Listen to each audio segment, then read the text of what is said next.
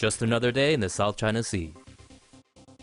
The People's Republic got mad last week after one of Uncle Sam's destroyers sailed near an island China thinks it owns.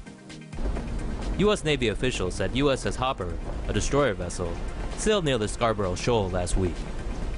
The rocky outlet is claimed by China, Taiwan, and the Philippines. China says the vessel came within 12 nautical miles of the island and breached the country's sovereignty by doing so.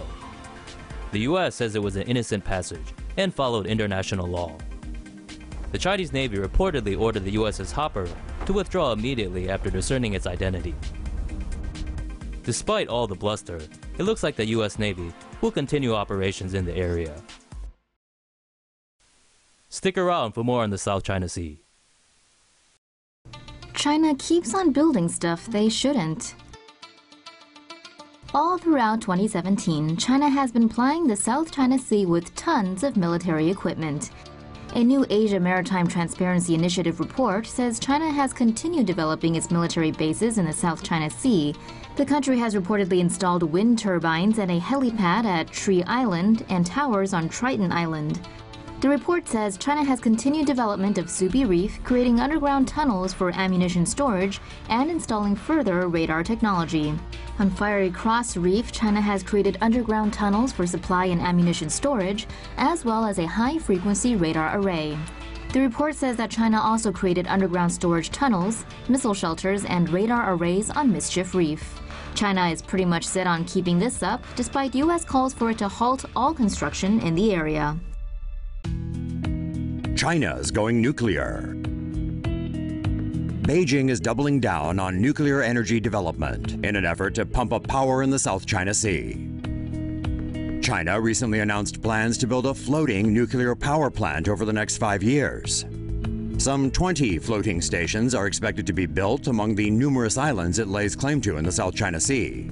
Currently, power in the Spratlys and Paracels is produced by diesel generators, which are neither efficient nor environmentally friendly. With a floating nuclear platform, China hopes to provide a stable source of power to residents and troops based on the disputed islands. China also aims to promote offshore gas and oil extraction in the area. Floating power stations are believed to be less prone to natural disasters. Emergencies like a melting core could be prevented by simply pumping in cooling seawater. Developing nuclear power will also help cut down carbon dioxide and pollutant emissions. Ultimately, China wants its nuclear power capacity to reach 58 million kilowatts by 2020. Research on the core technologies has already been carried out. Chinese ally Russia is developing a similar facility for Arctic waters, and China is seeking cooperation to speed up their plans. Beijing ramps up South China Sea militarization.